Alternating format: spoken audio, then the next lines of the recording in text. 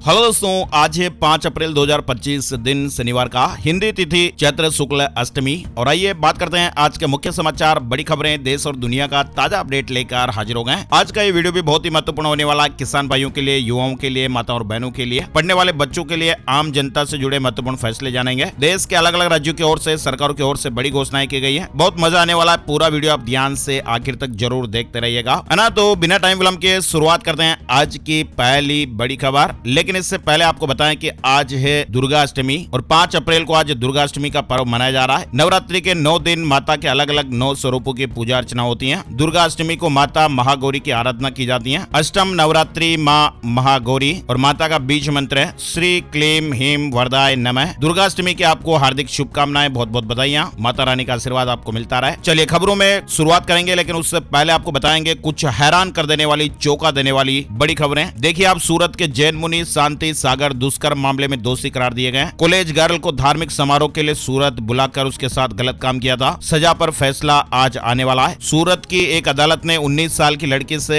Rape के मामले में जैन मुनि शांति सागर को दोषी करार दिया है। सजा का ऐलान आज होगा। ये मामला साल 2017 का है। धार्मिक अनुष्ठान के बहाने परिवार को बुलाया था। दूसरे दिन पीड़िता की तबीयत खराब होने पर मामले का खुलासा हुआ। मामला कोर्ट में गया और कोर्ट ने जैन मुनि शांति सागर को इस मामले में दोषी करार दिया है और आज सजा का फैसला भी हो जाएगा। वही देखिए, राजस्थान के बूंदी में एक 35 साल के कांस्टेबल की हार्ट अटैक से जान चली गई। सीने में दर्द होने पर हॉस्पिटल पहुंचकर ईसीजी भी करवाई थी, लेकिन इलाज के दौरान जान नहीं बच पाई। आजकल हार्ट अटैक के मामले बहुत ज्यादा देखने को मिल रहे हैं। इसी तरह से आप देखिए, 25वीं मैरिज एनिवर्सरी पर डांस करते करते कारोबारी की जान चली गई। बरेली में डीजे पर पत्नी के साथ वो परफॉर्म कर रहे थे, डांस कर रहे थे। साथ ही एक अपडेट खबर देखिए, आप 40 से 50 साल की उम्र के जो दंपति है ना दोस्तों, वो तलाक ज्यादा मांग रहे हैं। अपडेट है कि गुजरात के अहमदाबाद फैमिली कोर्ट में वैवाहिक विवाद और तलाक के लिए दाखिल मामलों में खास पैटर्न सामने आया है। यहाँ पर दाखिल तलाक के मामलों में ज्यादातर 40 से 50 साल के दंपति हैं और ऐसे दंपतियों के तलाक से जुड़े मामले 65% से भी अधिक हैं। फैमिली कोर्ट पहुंचने वाले लोगों में पतियों की संख्या सबसे ज्यादा है। और दूसरा पैटर्न यह नजर आया कि विवाह खत्म करने के लिए कोर्ट की शरण लेने वालों में उच्च शिक्षित अधिक है। वहीं देखिए आप, जियो भगवान फ्री में हमें विटामिन डी देता है। एक खबर है जिसमें बताया जा रहा है कि भारत में 70% से ज्यादा लोगों में इसकी कमी देखी जा रही है। विटामिन डी को सनशाइन विटामिन बी कहा जाता है और यह हमारे शरीर के लिए बेहद जरूरी है विटामिन है। अभी हाल ही में प्रधानमंत्री नरेंद्र मोदी जी ने भी सूर्य स्नान के बारे में जानकारी बताई थी। विटामिन डी की कमी होने पर हमारी बॉडी कैल्शियम को ऑब्जर्व नहीं कर पाती है, जिससे हड्डियां कमजोर होने के साथ साथ हमारे शरीर में कई अन्य समस्याएं भी होने लगती हैं। नेशनल लाइब्रेरी ऑफ मेडिसिन में पब्लिश एक स्टडी के मुताबिक भारत में 70% से ज्यादा लोग विटामिन डी की कमी से जूझ रहे हैं। विटामिन डी सिर्फ हड्डियों के लिए नहीं है, पूरे शरीर के लिए जरूरी होता है। ये कोशिकाओं के विकास को कंट्रोल करता है, इम्यून सिस्टम को मजबूत बनाता है और इन्फ्लेमेशन कम करता है। शरीर में इसकी कमी होने पर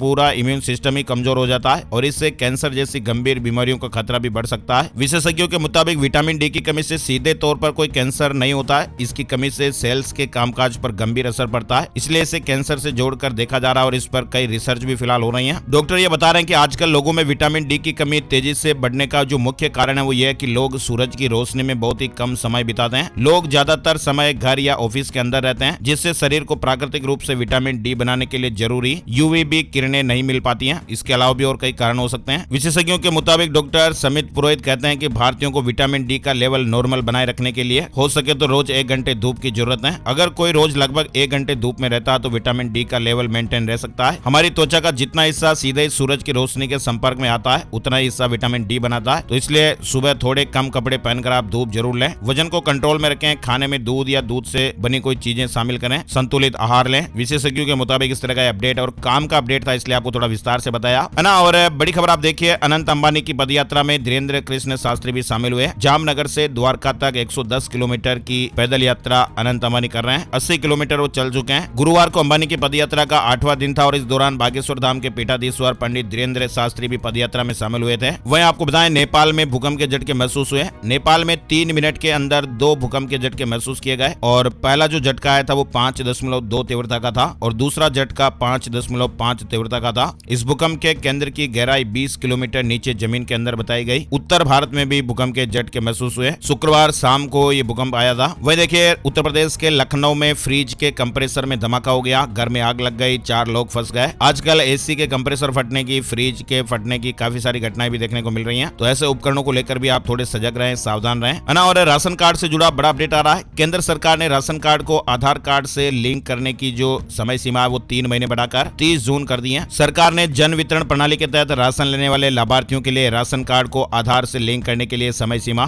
3 महीने के लिए बढ़ाई है। अब 30 जून तक उपभोक्ता राशन कार्ड को आधार से लिंक करा सकते हैं। अगर 30 जून तक आधार सीडिंग नहीं हो पाती है तो फिर संबंधित सदस्य का नाम राशन कार्ड से हटा दिया जाएगा। बिहार में गाय पालने वाले खुश हो जाइएगा, 525 रुपए वाली ये स्कीम और आपको काफी फायदा दिलाएगी। बिहार में पशु एवं मत्स्य संसाधन विभाग के गव्य निदेशालय द्वारा दुधारू मवेशियों के लिए एक पशु बीमा योजना शुरू की गई है और इस योजना में आवेदक पशुपालक बीमा के किस्त का सिर्फ 25% भुगतान करेंगे, जबकि 75% भुगतान सरकार करेगी और बीमा की अधिकतम राशि आपको 60,000 रुपए मिलेगी। ये 1 साल के लिए होगा जो पशुओं की सुरक्षा करेगा और शेष 25% जो राशि है वो 525 रुपए बीमा कंपनी को पशुपालकों द्वारा भुगतान करना है। पशु बीमा के लिए आप ऑनलाइन आवेदन भी कर सकते हैं। तो बिहार वासियों के लिए जरूरी अपडेट है। सोने चांदी के भाव से जुड़ा अपडेट भी आपको बता देते हैं। चांदी 2 दिन में 6,626 रुपए सस्ती हो गई है, 92,910 रुपए प्रति किलो पर पहुंच गई। सोने की कीमत 669 रुपए बढ़कर 91,014 रुपए प्रति 10 ग्राम पर रही है। चलिए अब खबरों की ओर आगे बढ़ते हैं। वक्फ संशोधन बिल के खिलाफ 8 राज्यों में प्रदर्शन देखने को मिला। कोलकाता, अहमदाबाद में तो पोस्टर भी जलाए गए। उत्तर प्रदेश में भी बिल का समर्थन करने पर नमाजी को पीट दिया गया। वक्फ संशोधन बिल के संसद से पास होने के खिलाफ अब देश में विरोध प्रदर्शन देखने को मिल रहा है। शुक्रवार को जुमे की नमाज के बाद पश्चिम बंगाल, गुजरात, बिहार, झारखंड, तमिलनाडु, तेलंगाना, कर्नाटक, असम में मुस्लिमों ने सड़कों पर विरोध प्रदर्शन किया। उत्तर प्रदेश के सभी 75 जिलों में पुलिस हाई अलर्ट पर है, फ्लैग मार्च भी जारी है। वहीं लखनऊ में दरगाह और मस्जिदों की ड्रोन से निगरानी भी की जा रही है। वक्फ संशोधन बिल के खिलाफ आंदोलन होगा, कोर्ट भी जाएंगे।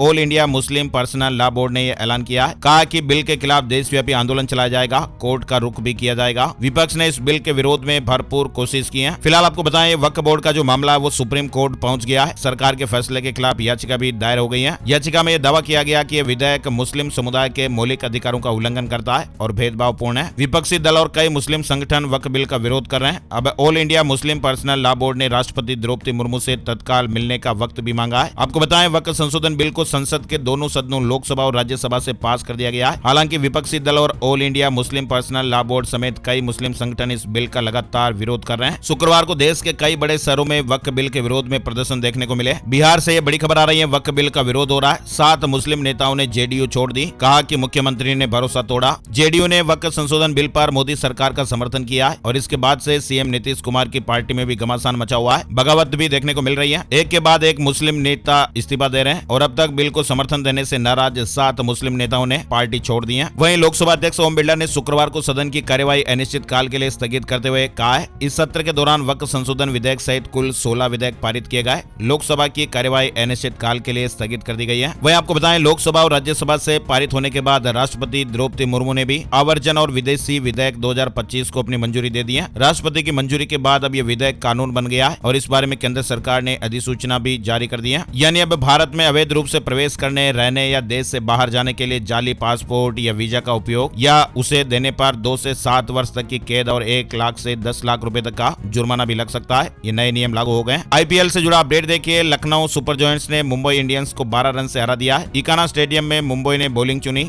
लखनऊ ने 8 विकेट खोकर 203 रन बनाए। जवाब में मुंबई की टीम 191 रन ही बना सकी। मुंबई से कप्तान हार्दिक पांड्या आखिरी ओवर में 22 रन नहीं बना पाए। हालांकि मुंबई से हार्दिक ने 5 विकेट लिए और उन्होंने 28 रन भी बनाए। चलिए बड़ी खबर देखिए। पीएम मोदी ने यूनुस को सख्त संदेश दिया और कहा कि बांग्लादेश में अल्पसंख्यकों की सुरक्षा आपकी जिम्मेदारी है। दरअसल बैंकॉक से जुड़ी बड़ी खबर देखिए। प्रधानमंत्री नरेंद्र मोदी ने शुक्रवार को बांग्लादेश की अंतरिम सरकार के प्रमुख सलाहकार मोहम्मद यूनुस के साथ पहली बार बैठक की और इस दौरान पीएम मोदी ने यूनुस को साफ शब्दों में बांग्लादेश में हिंदुओं समेत अल्पसंख्यकों की सुरक्षा को लेकर भारत की चिंताओं से उन्हें अवगत कराया। इतना ही नहीं, पीएम मोदी ने यूनुस को यह हिदायत दी है कि बांग्लादेश को माहौल खराब करने वाली किसी भी बयानबाजी से बचना चाहिए। बयानबाजी से बचने और अल्पसंख्यकों की रक्षा करने का आग्रह किया गया है। थाईलैंड से लेकर भूटान तक भारत के यूपीआई का जलवा देखने को मिलेगा। पीएम मोदी ने बिम्स्टेक देशों को यह प्रस्ताव दिया। वहीं आपको बताएं थाईलैंड के बाद अब श्रीलंका पहुंचे पीएम नरेंद्र मोदी। प्रधानमंत्री नरेंद्र मोदी श्रीलंका की 3 दिवसीय यात्रा पर कोलंबो पहुंचे हैं। एयरपोर्ट पर श्रीलंका के मंत्रियों ने उनका स्वागत किया। मोदी थाईलैंड से श्रीलंका गए। पीएम मोदी ने इससे पहले साल 2019 में श्रीलंका का दौरा किया था और भारत श्रीलंका में कई महत्वपूर्ण समझौते होने की उम्मीद है। पीएम मोदी का श्रीलंका में 3 दिवसीय दौरा है और इसमें मछुआरों की रिहाई समेत कई मुद्दों पर चर्चा होने की खबर है। चलिए बड़ी खबर देखिए। 10 रुपए और 500 रुपए के नोट को लेकर बड़ा अपडेट आ रहा है। आरबीआई ने पिछले महीने गवर्नर मल्होत्रा के हस्ताक्षर वाले 100 रुपए और 200 रुपए के बैंक नोट जारी करने की घोषणा की थी। मल्होत्रा ने दिसंबर 2024 में आरबीआई गवर्नर का पद संभाला था और उन्होंने उन्होंने 6 साल तक गवर्नर रहे, शक्तिकांत दास की जगह ली थी। देश के नए आरबीआई गवर्नर जब से आए तब से लगातार नए नए अपडेट भी देखने को मिल रहे हैं। इकोनॉमी को लेकर भी कुछ पॉजिटिव न्यूज भी चल रही है। महंगाई भी हालांकि थोड़ी कम हुई है, साथ ही ब्याज दरों में भी कटौती का सिलसिला शुरू हो गया है। और अब जो बड़ा अपडेट आ रहा है वो भी काफी महत्वपूर्ण है, और ये अपडेट है कि 10 रुपए और 500 रुपए के नोटों को लेकर जल्द ही आरबीआई गवर्नर संजय मल्होत्रा इन दोनों नोटों को लेकर बड़ा अपडेट जारी करने वाले हैं। आरबीआई ने शुक्रवार को कहा कि वह जल्द ही महात्मा गांधी जी की नई सीरीज के तहत 10 रुपए और 500 रुपए के नोट जारी करेगा, जिन पर नए गवर्नर संजय मल्होत्रा के हस्ताक्षर होंगे। बैंक ने बयान में कहा कि नोटों का डिजाइन सभी तरह से महात्मा गांधी नई सीरीज के 10 और 500 रुपए के मौजूदा बैंक नोटों के समान होगा। 10 रुपए और 500 रुपए मूल्य वर्ग के जो सभी बैंक नोट हैं वो वैध मुद्रा बने रहेंगे, यानी पुराने नोट है वो चलते रहेंगे, लेकिन जो नए नोट आएंगे वो भी देखने को मिलेंगे। चलिए बड़ी खबर देखिए, नौकरियों से जुड़ी हुई है। 40% नौकरी लील कर जाएगा एआई, लेकिन अगर स्किल है तो फिर टेंशन फ्री। दरअसल अभी यूएन यानी यूनाइटेड नेशन ने अपनी एक हालिया रिपोर्ट में दावा किया कि 2033 तक आर्टिफिशियल इंटेलिजेंस यानी एआई का जो मार्केट है वो 4.8 ट्रिलियन डॉलर तक पहुंचने की संभावना है। हालांकि इसके साथ ही इसका असर पूरी दुनिया के करीब 40% नौकरियों पर भी पड़ने वाला है। एआई के दिन ब दिन विकास के साथ ही बहुत सारी नौकरियां भी ऑटोमेशन पर जा रही हैं, लेकिन फिर भी कई सारे ऐसे प्रोफेशन है जिन्हें एआई पूरी तरह से रिप्लेस नहीं कर सकता है, जैसे काउंसलर की सेवाएं हो गई, क्लिनिकल साइकोलॉजिस्ट हो गए, doctor, surgeon, teachers, creative artist, social worker, NGO professional, research scientist, media और पत्रकारिता, नर्सिंग के क्षेत्र हुए, राजनीति हुई, नेता हुए, कई सारे ऐसे क्षेत्र हैं जिसमें अगर स्किल आपकी अच्छी है तो एआई का इन क्षेत्रों पर बहुत ही कम असर पड़ेगा, है ना। और माइक्रोसॉफ्ट के सीटीओ की भविष्यवाणी आ रही कि 5 साल बाद एआई से होगी 95% कोडिंग, लेकिन इंजीनियर्स के लिए गुड न्यूज भी है। एआई नौकरी के मामलों में इंसानों की जगह लेगा या नहीं, इसे लेकर तो फिलहाल विरोधाभास है ही। कई एक्सपर्ट इसे अफवाह भी कहते हैं तो कई इसका समर्थन भी करते हैं, लेकिन आपको बताएं कि अब माइक्रोसॉफ्ट के जो चीफ टेक्नोलॉजी ऑफिसर हैं केविट स्कॉट, उन्होंने एक बड़ी भविष्यवाणी की है। और आर्टिफिशियल इंटेलिजेंस दोस्तों आने के बाद यही कहा जा रहा है कि ये इंसानों के लिए बहुत ही खतरनाक है, खास करके नौकरियों के मामले में। एआई नौकरियों के मामले में आने वाले समय में बहुत प्रभावित करेगा। माइक्रोसॉफ्ट के चीफ टेक्नोलॉजी ऑफिसर के मुताबिक अगले 5 सालों में लगभग 95% जो कोडिंग का काम है वो एआई द्वारा लिखा जाएगा। हालांकि एक और बड़ा बदलाव होगा, इंसानी डेवलपर्स की भूमिका खत्म नहीं होगी, बल्कि वे अभी भी सॉफ्टवेयर इंजीनियरिंग प्रक्रिया में महत्वपूर्ण योगदान देते रहेंगे। यानी लाइन बाय लाइन कोड जो है वो अब इंसान नहीं लिखेगा, मशीन लिख देगी, लेकिन इंसानी प्रोग्रामर्स की जरूरत है वो खत्म नहीं होगी। चीन ने भी अमेरिका पर 34% जवाबी टैरिफ लगा दिया है और कहा कि ट्रंप ने ट्रेड नियमों का उल्लंघन किया और ये हम पर दबाव बनाने की कोशिश की गई है। चीन ने अमेरिका पर ऐसा प्रहार किया कि अमेरिकी बाजार में हाहाकार मच गया। दुनिया की 2 सबसे बड़ी इकोनॉमी आपस में भिड़ती हुई दिखाई दे रही है। पहले अमेरिका ने चीन पर 34% का टैरिफ लगाया, अब चीन ने अमेरिका पर 34% का टैरिफ लगाकर जवाबी हमला कर दिया और इस हमले की वजह से अमेरिकी शेयर मार्केट में हाहाकार मच गया, शेयर बाजार में बड़ी गिरावट देखने को मिली। वहीं अब डोनाल्ड ट्रंप ने चीन को धमकी देते हुए कहा कि चीन ने टैरिफ लगाकर गलत किया है। उन्होंने पोस्ट किया कि मेरी नीतियां कभी नहीं बदलेगी। चलिए बड़ी खबर देखिए, आप पीएफ से जुड़ी हुई आ रही है। पीएफ को लेकर लगातार अपडेट्स हम आपको बता रहे हैं। पीएफ क्लेम लेना भी आसान कर दिया गया है। आज एक और अपडेट ये आ रहा है कि सरकार जल्द ही ईपीएफओ की एक नई गाइडलाइन जारी कर सकती है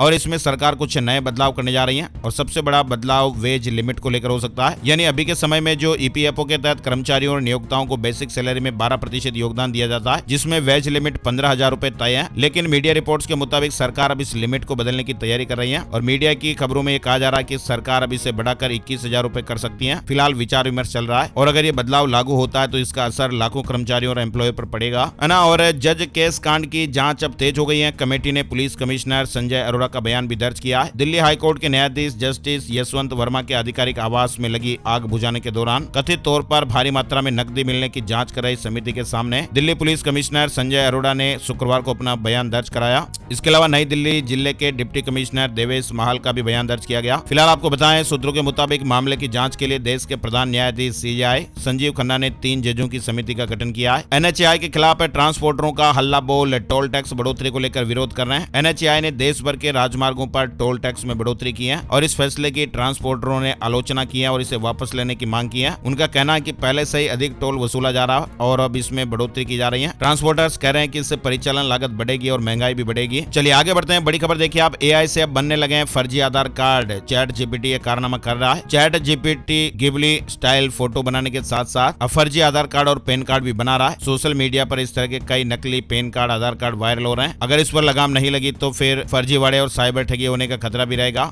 दोस्तों, आज के डिजिटल युग में टेक्नोलॉजी ने हमारी जिंदगी को पहले से कई ज्यादा आसान तो किया ही है, लेकिन जिस तेजी से टेक्नोलॉजी आगे बढ़ रही है उसी तेजी से इसका दुरुपयोग भी बढ़ रहा है। अब चैट जीपीटी का एक्चुअल काम क्या है, लेकिन लोग बाग इसका दुरुपयोग भी करते हैं। आर्टिफिशियल इंटेलिजेंस को रेगुलेट करना चुनौतीपूर्ण है लेकिन अनिवार्य है। उपराष्ट्रपति जगदीप धनखड़ डॉक्टर ने भी ये बात कही है। एआई को विनियमित करने और नवाचार को बढ़ावा देने के बीच सही संतुलन बनाना होगा। एआई पर सबसे ज्यादा खर्च कर रहा अमेरिका, चीन और भारत भी रैंकिंग आप देखिए, यानी आने वाले तकनीक को लेकर दुनिया के देश किस तरह की तैयारी कर रहे हैं। यूनाइटेड नेशंस ने एक रिपोर्ट पब्लिश किया और 170 देशों की लिस्ट में भारत का स्थान 36वें नंबर पर है। 3 साल में भारत की रैंकिंग में 12 पायदान का सुधार आया। विकासशील देशों में भारत और चाइना, ये 2 ऐसे देश है जहां पर एआई पर बड़ा प्राइवेट इन्वेस्टमेंट हो रहा है। वहीं आपको बताएं एआई की दुनिया में अमेरिका का जलवा पहले की तरह ही टॉप पर कायम है। चलिए बड़ी खबर देखिए आप, जल्द ही भारत में जायरोकॉप्टर उड़ान भरते हुए दिखाई देंगे, जिससे सेना, अर्धसैनिक बल और पुलिस को दुर्गम इलाकों में नजर रखना और आसान होगा। यातायात जाम से बचने के लिए उद्यमी भी इसका इस्तेमाल कर सकेंगे, यानी ये 100 से 150 मीटर की ऊंचाई पर उड़ान भर सकेंगे और एक बार ईंधन भरने पर ये 600 किलोमीटर तक की दूरी तय कर पाएंगे। अमेरिका, जर्मनी और फ्रांस की तरह हमारे देश में भी जायरोकॉप्टर उड़ेंगे, जाम से मुक्ति मिलेगी। छोटे छोटे से हेलीकॉप्टर रहेंगे जो सफर को और आसान बनाएंगे। 2028 में इस सर्विस की शुरुआत होगी। चलिए बड़ी खबर देखिए, गोवा में भीख मांगने, समुद्र तट पर मालिश करने पर बैन, स्टोव, गैस सिलेंडर ले जाने पर भी जुर्माना लगेगा। गोवा के मुख्यमंत्री ने यातायात नियमों में बदलाव की घोषणा की है। अब केवल बॉडी कैमरा वाले पुलिस इंस्पेक्टर ही चालान काट सकेंगे। सड़क पर खाना पकाने पर सख्त कार्रवाई होगी। पर्यटकों के वाहन की भी जांच की जाएगी। भीख मांगना, समुद्र तट पर मालिश और दलाली पर भी प्रतिबंध लगाया गया। ये कदम स्थानीय लोगों और पर्यटकों के उत्पीड़न को रोकने के लिए उठाए गए हैं। गोवा में खुले में खाना पकाते पाए जाने पर पुलिस उन्हें कार समेत हिरासत में ले लेगी और जुर्माना भी लगाएगी। दिल्ली से बड़ी खबर देखिए, दिल्ली में गरीबों को आज से मिलेगा आयुष्मान का लाभ। 10 लाख रुपए तक का मुफ्त इलाज करा सकेंगे। दिल्ली में आज से ही आयुष्मान का लाभ मिलने की शुरुआत हो रही है और इस योजना के तहत रजिस्टर्ड व्यक्ति दिल्ली समेत देश भर के प्राइवेट हॉस्पिटलों में 10 लाख रुपए तक का फ्री इलाज करवा पाएंगे। सुविधा को शुरू करने के लिए आज शनिवार को नई दिल्ली में केंद्र सरकार और दिल्ली सरकार के बीच एक समझौता होने वाला है। कर्नाटक की पहाड़ियों में ये अनोखी बतख मिली है। सफेद नहीं, कुछ ऐसा इसका रंग है और इसकी पूंछ देखकर तो वैज्ञानिक भी हैरान हो गए। झारखंड में 21 जगहों पर ईडी की रेड हुई। आयुष्मान योजना घोटाले में एक्शन हुआ है। आरोप है कि बिना इलाज पैसे क्लेम कर लिए गए। मथुरा साई ईदगाह केस में भी नया मोड़, मुस्लिम पक्ष सुप्रीम कोर्ट पहुंचा है। 8 अप्रैल को सुनवाई होगी। वहीं आपको बताएं सुप्रीम कोर्ट ने जमानत याचिका या गिरफ्तारी से सुरक्षा मांगते वक्त आपराधिक इतिहास छिपाने की प्रवृत्ति पर कड़ी नाराजगी जताई है। सुप्रीम कोर्ट ने जमानत याचिकाओं को लेकर एक महत्वपूर्ण फैसला सुनाया। बेल पिटीशन में आपराधिक इतिहास छिपाना धोखा है। दिल्ली मेट्रो से जुड़ा अपडेट है। मेट्रो यात्रियों के लिए सबसे बड़ी समस्या खत्म होगी। अब टिकट के साथ आपको ये 2 खास सुविधाएं मिलेगी। दिल्ली मेट्रो का नया मोमेंटम दिल्ली सारथी 2.0 ऐप पर यात्रियों को टैक्सी सेवाएं भी मिलेगी, यानी यह ऐप घर से स्टेशन और स्टेशन से गंतव्य तक आसान सफर का विकल्प देगा। इस ऐप से आप मेट्रो टिकट के साथ साथ बाइक, टैक्सी और ऑटो रिक्शा भी बुक कर पाएंगे। वहीं IGI एयरपोर्ट पर यात्रियों की सुरक्षा जांच को तेज और प्रभावी बनाने के लिए अत्याधुनिक फुल बॉडी स्कैनर लगाए जा रहे हैं और ये टेक्नोलॉजी अमेरिका, कनाडा और ऑस्ट्रेलिया के प्रमुख अंतर्राष्ट्रीय एयरपोर्ट पर पहले से ही इस्तेमाल हो रही है। प्रत्येक स्कैन में केवल 3 सेकंड लगते हैं और प्रति घंटे 1200 स्कैन की अधिकतम क्षमता होती है। मई में 3 से 4 महीने के लिए ट्रायल शुरू होगा। वहीं देखिए दिल्ली हाई कोर्ट ने एयरपोर्ट पर यात्रियों के निजी आभूषणों की जब्ती पर महत्वपूर्ण निर्देश दिया है। कोर्ट ने कहा कि यात्रा के दौरान यात्रियों के पुराने और निजी आभूषणों को अनावश्यक रूप से जब्त नहीं किया जाए। सीमा शुल्क विभाग को बैगेज नियमों में संशोधन के लिए समय दिया गया है, लेकिन तब तक एक मानक संचालन प्रक्रिया यानी SOP का पालन किया जाएगा। वहीं बड़ी खबर देखिए आप, बॉम्बे हाई कोर्ट की एक महिला की ओर से दायर उस याचिका को खारिज कर दिया गया है जिसमें उसने अपने बच्चे के जन्म प्रमाण पत्र में केवल अपना यानी केवल मां का नाम दर्ज करने की मांग की थी। हाई कोर्ट ने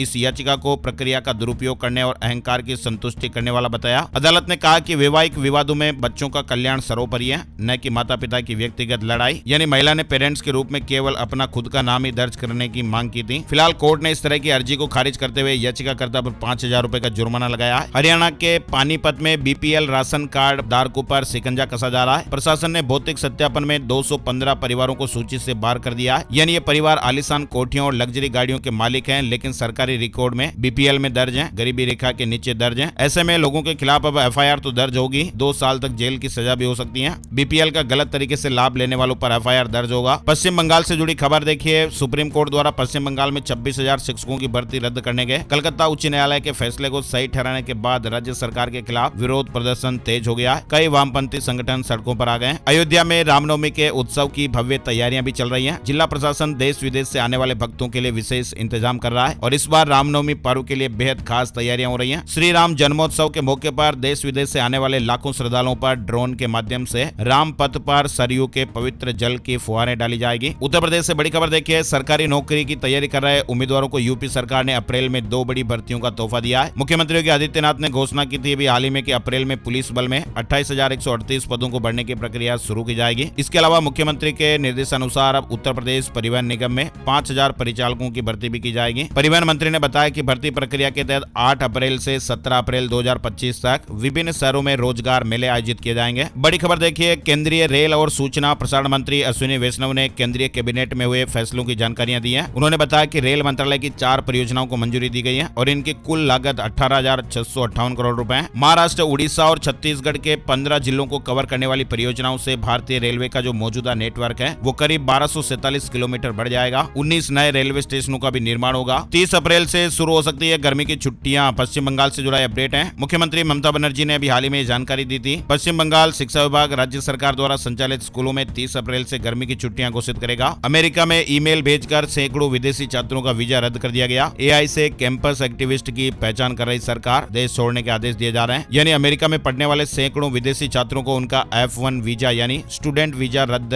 होने का अचानक ईमेल मिल रहा है और ये ईमेल उन छात्रों को भेजा गया जो कैंपस एक्टिविटीज में यानी कैंपस में होने वाले प्रदर्शनों में शामिल हैं। सुप्रीम कोर्ट ने इलेक्टोरल बॉन्ड से जुड़ी याचिका खारिज कर दी है। पार्टियों का फंड जब्त करने की मांग की गई थी। चलिए आगे बढ़ते हैं। बड़ी खबर, सोशल मीडिया पर बच्चों के बैन की याचिका खारिज। सुप्रीम कोर्ट ने कहा यह मामला हमारे दायरे से बाहर है, संसद से कानून बनाने को कहा है। दरअसल सुप्रीम कोर्ट ने शुक्रवार को 13 साल से कम उम्र के बच्चों के लिए सोशल मीडिया के इस्तेमाल पर कानूनी प्रतिबंध लगाने की मांग वाली याचिका पर सुनवाई से इंकार कर दिया है। पीठ ने कहा कि यह नीतिगत मामला है, आप संसद से कानून बनाने के लिए कहें, यह हमारे दायरे से बाहर है। अमित शाह ने कहा कि मणिपुर में 4 महीने से शांति, सरकार हिंसा खत्म करने का रास्ता निकाल रही है। उत्तराखंड से बड़ा अपडेट देखिए, उत्तराखंड में 2 महीने पहले ही समान नागरिक संहिता यानी यूसीसी लागू हुई और ऐसा करने वाला ये पहला राज्य भी बना। लेकिन अब इसके कई प्रावधानों ने राज्य सरकार के समक्ष व्यावहारिक मुसीबत भी खड़ी कर रहे हैं। सबसे बड़ी समस्या 2.5 लाख सरकारी कर्मचारियों की बताई जा रही है। सरकारी आदेश के तहत सभी कर्मचारियों को यूसीसी पोर्टल पर अपनी शादी का रजिस्ट्रेशन कराना अनिवार्य कर दिया है। कर्मचारी संगठन इसके विरोध में उतरा है। कई संगठनों और अफसरों ने यूसीसी के प्रावधानों में दिक्कतें सरकार को बताई है। सूत्रों की माने तो सरकार ने अब इसके लिए एक हाई पावर कमेटी भी गठित कर दी है जो यूसीसी के प्रावधानों में संशोधन पर 1-2 दिन में सरकार को रिपोर्ट दे सकती है। वहीं देखिए, अब यूपी से हज यात्रा के लिए 13,506 यात्रियों का चयन, लखनऊ से 5,416 और दिल्ली से 8,090 यात्री जाएंगे। 90 हज इंस्पेक्टर मदद भी करेंगे। उत्तराखंड 4 धाम यात्रा से जुड़ा अपडेट देखिए, केदारनाथ धाम के लिए 8 अप्रैल से हेलीकॉप्टर टिकट बुक होंगे। यात्रा रजिस्ट्रेशन भी अनिवार्य है। उत्तराखंड में 4 धाम यात्रा की तैयारियां जोरों पर चल रही हैं। चारों धामों में व्यवस्थाओं को दुरुस्त करने के लिए प्रशासनिक तंत्र भी जुटा हुआ है। वहीं केदारनाथ धाम के लिए हेलीकॉप्टर टिकट बुकिंग की तारीख भी तय कर दी गई है। 8 अप्रैल से केदारनाथ धाम जाने वाले यात्रियों के लिए हेली टिकट बुकिंग शुरू की जाएगी और टिकट बुक रेलवे की IRCTC वेबसाइट पर किए जाएंगे। जल्द ही IRCTC द्वारा इसके लिए वेबसाइट ओपन होने वाला है। उत्तर प्रदेश में सीएम योगी आदित्यनाथ ने अनंत नगर आवासीय योजना लॉन्च की है। 7,000 करोड़ से 800 एकड़ में हाईटेक सिटी बनेगी। 1.5 लाख लोगों को घर मिलेगा। लखनऊ में बिल्डिंग नियमों में बड़े बदलाव की तैयारी हो रही है। नई गाइडलाइन तैयार हो रही है, ऐसे अपडेट है। हरियाणा में अब 9वीं 10वीं में होंगे 7 सब्जेक्ट, संस्कृत, उर्दू, पंजाबी में से एक का चयन जरूरी। अब 6 अनिवार्य और 1 वैकल्पिक विषय रहेगा। पंजाब बोर्ड का 8वीं कक्षा का रिजल्ट घोषित हो गया। 97% परीक्षा परिणाम रहा। जून में कंपार्टमेंट परीक्षा होगी। पंजाब में प्राइवेट स्कूलों की मनमर्जी पर सरकार का एक्शन, किताबों यूनिफॉर्म की शिकायतें डीसी देखेंगे। स्कूल मेंटरशिप प्रोग्राम का नोटिफिकेशन भी जारी हो गया है। पंजाब में 16 महीनों बाद सीएम तीर्थ यात्रा योजना शुरू। 64 लाख बुजुर्गों को फायदा मिलेगा। अप्रैल के अंत में रजिस्ट्रेशन शुरू हो जाएंगे। वहीं देखिए, गुरुग्राम DLF फेज 1 से 5 में सीलिंग अभियान पर सुप्रीम कोर्ट के आदेश के बाद फिलहाल रोक लग गई है। अवैध निर्माण या कमर्शियल इस्तेमाल के खिलाफ शुरू होने वाली कार्रवाई कुछ हफ्तों के लिए टली। बिहार के शिक्षकों के लिए जरूरी खबर है, सोशल मीडिया पर संभल कर पोस्ट करें। अब अगर कोई शिक्षक विभागीय नीतियों और कार्यप्रणाली के खिलाफ सोशल मीडिया पर टिप्पणी करते हुए पाए गए तो उनके खिलाफ सख्त कार्रवाई की जाएगी। ऐतिहासिक होगा 19 अप्रैल का दिन। कश्मीर से कन्याकुमारी तक रेल मार्ग जुड़ जाएगा। श्रीनगर के लिए दौड़ेगी वंदे भारत। 19 अप्रैल को प्रधानमंत्री नरेंद्र मोदी कटरा रेलवे स्टेशन से कश्मीर तक चलने वाली वंदे भारत एक्सप्रेस ट्रेन को हरी झंडी दिखाएंगे और ये ट्रेन मार्ग कश्मीर से कन्याकुमारी तक रेल मार्ग का सपना साकार करेगा। USBRL परियोजना के तहत 70 साल में ये प्रोजेक्ट पूरा हुआ है। उत्तर प्रदेश में 59 नए राजकीय माध्यमिक स्कूलों में जल्द पढ़ाई शुरू होगी, जिनमें 58 इंटर कॉलेज और एक हाई स्कूल शामिल है। यूपी के इन 22 जिलों में खुलेंगे नए सरकारी स्कूल। फीस भी कम रहेगी। टीचर्स के लिए भी सुनहरा मौका है। बिहार में भागलपुर जिले में 8,051 वाहन चालकों का लाइसेंस सस्पेंड हो सकता है और ये उन चालकों के खिलाफ है जिन्होंने 3 से अधिक बार यातायात नियमों का उल्लंघन किया है। DTO को वाहन चालकों की लिस्ट भेजी गई है। शेयर मार्केट न्यूज अपडेट में आपको बताएं, सेंसेक्स 930 अंकों की गिरावट के साथ 75,364 के स्तर पर बंद हुआ है। निफ्टी में 345 अंकों की गिरावट रही और 22,904 के स्तर पर बंद हुआ। राजस्थान में 28 मई से 8 जून तक कई ट्रेनें रद्द रहेगी। 8 ट्रेनें आंशिक रूप से रद्द रहेंगी। 11 का रूट बदला गया है। जयपुर के गांधीनगर स्टेशन पर चल रहे काम के चलते उत्तर पश्चिम रेलवे ने 28 मई से 8 जून तक कई ट्रेनों के संचालन में बदलाव किया। जयपुर डेयरी बेटियों की शादी में देगी 21,000 रूपए, मायरा के रूप में दी जाएगी रकम। 1.5 लाख किसान भाइयों को फायदा मिलेगा। यानी जयपुर डेयरी जयपुर जिला दुग्ध उत्पादक संघ लिमिटेड की तरफ से दुग्ध उत्पादकों की बेटियों की शादी में मायरा भरा जाएगा और इसके लिए 5 अप्रैल को सरस लाडो मायरा योजना लॉन्च की जा रही है। योजना में बेटी की शादी पर 21,000 रूपए का तोहफा दिया जाएगा। 21,000 रूपए मिलेंगे। वहीं राजस्थान में अब IAS अधिकारियों से लेकर कर्मचारियों की अटेंडेंस मोबाइल ऐप से होगी और इसमें ऑफिस आने और जाने के टाइम की भी मॉनिटरिंग होगी। प्रशासनिक सुधार विभाग ने प्रस्ताव मुख्यमंत्री के अनुमोदन के लिए भेजा है और प्रस्ताव अमल में अगर आ जाता है तो फिर IAS अफसरों को भी मोबाइल ऐप पर अनिवार्य हाजिरी लगानी पड़ेगी। राजस्थान में माध्यमिक शिक्षा निदेशक की जिम्मेदारी प्रारंभिक शिक्षा निदेशक को सौंपी गई है। बताया जा रहा है कि माध्यमिक शिक्षा निदेशक आशीष मोदी के छुट्टी पर होने के कारण प्रारंभिक शिक्षा निदेशक सीताराम जाट को जिम्मेदारी सौंपी गई है। मोदी के अवकाश से लौटने पर फिर से वही काम करेंगे। राजस्थान B.Ed प्रवेश परीक्षा का नोटिफिकेशन जारी हो गया है। PTET 2025 के लिए 7 अप्रैल तक ऑनलाइन आवेदन, 15 जून को परीक्षा होगी। राजस्थान में उत्तर मैट्रिक छात्रवृत्ति के लिए आवेदन तिथि बढ़ गई है। अब 30 अप्रैल तक फॉर्म भर सकते हैं। RPSC में दूसरे दिन भी पेन डाउन हड़ताल रही। रिक्त पदों पर भर्ती को लेकर विरोध हो रहा है। 7 अप्रैल से सामूहिक अवकाश की चेतावनी भी दी गई है। मध्य प्रदेश नर्सिंग फर्जीवाड़ा INCB जांच के घेरे में। हाई कोर्ट के आदेश से मान्यता संबंधी फाइलें पेश करें। Medical university MP nursing council की फाइलें भी तलब हो चुकी हैं। रायपुर में 8 से 9 अप्रैल को होगा राष्ट्रीय पोल्ट्री कॉन्क्लेव। 28 राज्यों के 6,000 किसान और व्यापारी जुटेंगे। नई टेक्नोलॉजी और व्यवसाय विस्तार पर चर्चा होगी। छत्तीसगढ़ रायपुर में 8 और 9 अप्रैल को राष्ट्रीय पोल्ट्री कॉन्क्लेव होने वाला है। बिहार में स्कूलों का टाइम बदला, 6:30 बजे से शुरू होंगे। सोमवार से नए नियम लागू हो रहे हैं। 1 जून तक यही समय रहेगा। गर्मी के बढ़ते हुए फैसला लिया गया। वहीं देखिए बिहार के 7 शहरों में एयरपोर्ट बनेगा। केंद्र ने 190 करोड़ की मंजूरी दे दी है। पूर्णिया, बीरपुर, सहरसा, मुंगेर से जल्द ही उड़ान भर सकेंगे। एक नजर आज का राशिफल। आज 5 अप्रैल शनिवार को मेष राशि वालों को महत्वपूर्ण उपलब्धि मिल सकती है। प्रॉपर्टी के कामों में भी सफल होंगे। मिथुन राशि वालों की पुरानी इच्छा या कोई सपना पूरा हो सकता है। नौकरी पेशा लोगों को किसी प्रोजेक्ट में सफलता मिलने की संभावना है। कर्क राशि वालों को रुका हुआ पैसा मिलने के योग हैं। कन्या, तुला और धनु राशि वालों को सितारों का साथ मिलेगा। मकर राशि वालों का भाग्योदय होने की संभावना है। नई शुरुआत करने के लिहाज से कुंभ राशि वालों के लिए भी आज अच्छा दिन है। और सबसे जरूरी बात, अगर आप भी अपने जीवन की जन्म कुंडली फ्री में बनवाना चाहते हैं तो आपको लिखना है कमेंट बॉक्स में यस। कुछ रैंडमली कमेंट्स को हमारी ओर से पिक किया जाएगा और आपको अपनी कुंडली फ्री में देखने का मौका मिलेगा। इसके लिए आपको इस वीडियो को लाइक और शेयर भी कर देना है। तो ये थे दोस्तों आज के मुख्य समाचार, ब्रेकिंग न्यूज, हेडलाइंस और सुर्खियां अपडेट। एक और नई जानकारी और अपडेट वीडियो में फिर मिलते हैं। तब तक के लिए जय श्री राम, जय हनुमान।